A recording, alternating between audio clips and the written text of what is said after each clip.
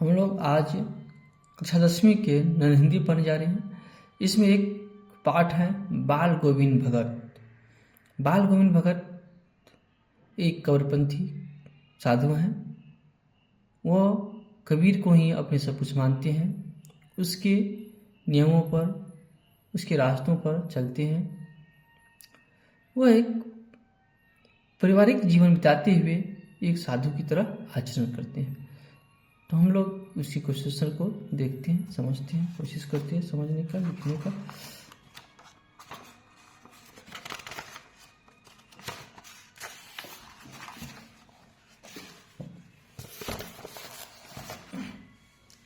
इसका पहला क्वेश्चन है, बाल गोविंद भगत गृहस्थ थे फिर भी उन्हें साधु क्यों कहा जाता था?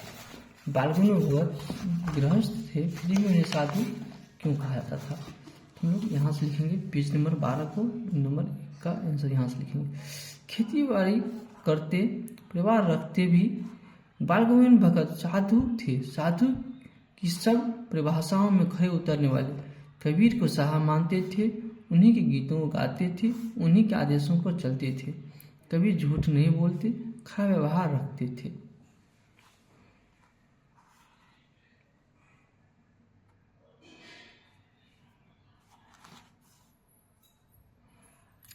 तो ये यहाँ तक हम इस तरह से लिखेंगे। इसके बाद हम लोग लिखेंगे, इस तरह हम देखते हैं कि बाल गोविंद भगत एक साधु थे।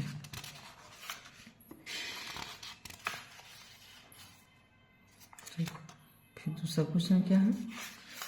दूसरा क्वेश्चन है, फिर दूसरा क्वेश्चन है, भगत ने अपनी बेटी की मृत्यु पर अपनी भावना किस तरह व्यक्त किया?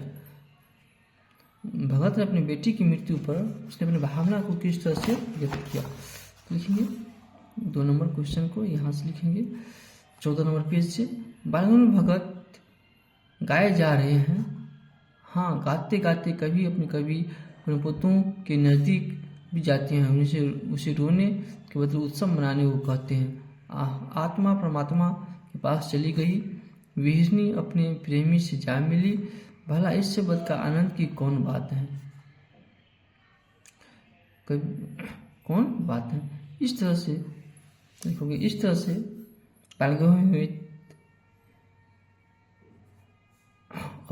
अपना और अपने पदों को ढांढस बढ़ा रहे थे और बाल गोविंद कह रहे थे जो आत्मा परमात्मा से मिलन हुई, यह एक आनंद की बात है, इसमें रोने की कोई बात नहीं है। हो गया। तीसरा कहते हैं, पुत्र वधू द्वारा पुत्र की मुखाग्नि दिलाना बाल गोविंद भगत की किस विशेषता को दर्शाता है? 3 नंबर क्वेश्चन कहता है कि पुत्र वधू द्वारा पुत्र की मुखाग्नि दिलाना भगत के व्यक्तित्व की किस विशेषताओं को दर्शाता है? लिखेंगे, इसका आंसर लिखेंगे, पुत्र वधू द्वारा पुत्र की मुखाग्नि दिलाना भगत के बाल गोविंद भगत के कबीरपंथी कबीर जी के सच्चे भक्त होने को दर्शाता है। जिस प्रकार कवि समाज के अंधविश्वासों को दूर करने के, समाज में व्याप्त रूढ़िवादिताओं को दूर करने की कोशिश करते थे, उसी प्रकार बाल गोविंद भगत भी समाज की रूढ़िवादिता को दूर करते हुए, धकेलते हुए पुत्र का मुखाग्नि अपने पुत्र वधू से दिलाया। तो यह एक समाज की जो रूढ़िवादिता है उसको समाप्त करने का भी उसने कोशिश किया। तो इस तरह से 3 का आंसर लिख देंगे। तो 4 में कहता है क्या, इस तरह का क्वेश्चन अक्सर रहता है, कहीं से कुछ पैराग्राफ लिख देगा और कहेगा इसको पढ़ के जवाब देने के लिए। इसको आप पढ़िए, इसके बाद जवाब दीजिए। बाल गोविंद भगत पुतों से बेटे के आगे, बाल गोविंद भगत ने पुतों से बेटी को आगे क्यों दिलाई? बाल गोविंद भगत समाज में व्याप्त अंधविश्वास रूढ़िवादिता को समाप्त करने के लिए बेटे से पुतों से बेटे का मुखाग्नि दिलवाता है। बस लिख दीजिएगा, पुतों बाल गोविंद भगत को छोड़कर जाना क्यों नहीं चाहती थी? तो लिखोगे, पुतों बाल गोविंद भगत को छोड़कर नहीं जाना चाहती थी क्योंकि वह सोचती थी जो आप जब बूढ़े हो जाएंगे तो आपको कौन खाना बना कर देगा, आप जब बीमार पड़ जाएंगे तो आपको एक चूल्हा पानी भी कौन देगा। इसलिए वह बाल गोविंद भगत को छोड़कर नहीं जाना चाहती थी। पुत्रों के रोने पर भी भगत का निर्णय क्यों नहीं बदला? बालगंगा भगत जानते हैं वह समाज की रूढ़िवादिताओं से मुक्त रहना चाहते हैं, अंधविश्वासों से मुक्त रहना चाहते हैं, और देखते हैं वो समझते हैं हमारा पुत्र तो चला गया, हम इसके जीवन को क्यों नष्ट करें, इसका दोबारा शादी हो जाएगा, वो फिर से अपने नए जीवन को शुरुआत कर सकती हैं। इसलिए उसके रोने पर भी अपने जीवन को, अपने निर्णय को नहीं बदलते हैं। बालगंगा भगत की आखिरी दलील क्या थी? बालगंगा भगत ने आखिरी दलील यह दी कि तू जा इस घर से, नहीं तो मैं ही इस घर को छोड़ के चल दूंगा। ये उसकी आखिरी दलील थी। चुल्लू भर पानी का अर्थ क्या होता है? चुल्लू भर पानी का अर्थ है छोटी छोटी काम, आपका छोटी छोटी काम करना और ये चुल्लू भर पानी। अगला पाठ है पाठ से आगे। धर्म का मर्म आचरण में, अनुष्ठान में नहीं। स्पष्ट है प्रस्तुत इस पंक्ति के अनुसार कहते हैं धर्म जो है वो कर्म में है, अनुष्ठान करने में नहीं है। पूजा पाठ करने में धर्म नहीं है, कर्म करने में क्या है? धर्म है।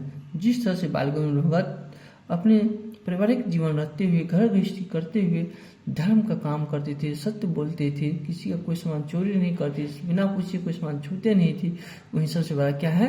धर्म है। कर्म ही सबसे बड़ा क्या है? धर्म है। अनुष्ठान सबसे बड़ी धर्म नहीं होती है।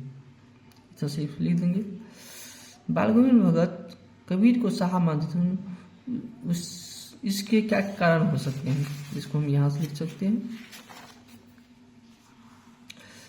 यहाँ से लिख सकते हैं।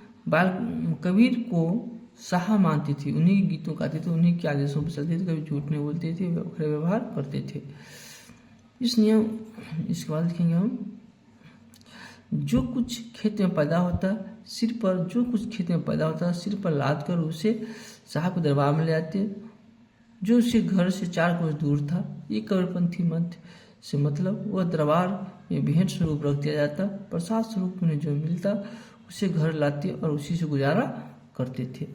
इस तरह से हम देखते हैं कि बालगंगा भगत कबीर जी के परम भक्त थे। बालगंगा भगत ने अपने पुत्र की मृत्यु पर शोक प्रकट नहीं किया।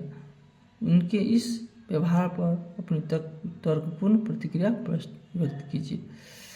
तो लिखेंगे, बालगंगा भगत अपने पुत्र की मृत्यु पर शोक प्रकट नहीं किए। वो कबीर जी को मानने वाले थे और इसके अनुसार किसी चीज का नष्ट नहीं होता है। एक आत्मा मृत्यु पुत्र की मृत्यु का मतलब हो गया आत्मा जो है परमात्मा से मिलन हो गया, और यह एक खुशी की बात है, इसमें दुख प्रकट करने की कोई बात नहीं है। इसलिए बालगंगा भगत रोते नहीं हैं और खुशियां मनाने की बात करते हैं। इस तरह से पाठ का ये सब क्वेश्चन नहीं पूछता है। तो ये सब देख लीजिए आप लोग, इसको देखिए, इसको समझिए, जहाँ जो दिक्कत हो वो कमेंट करें।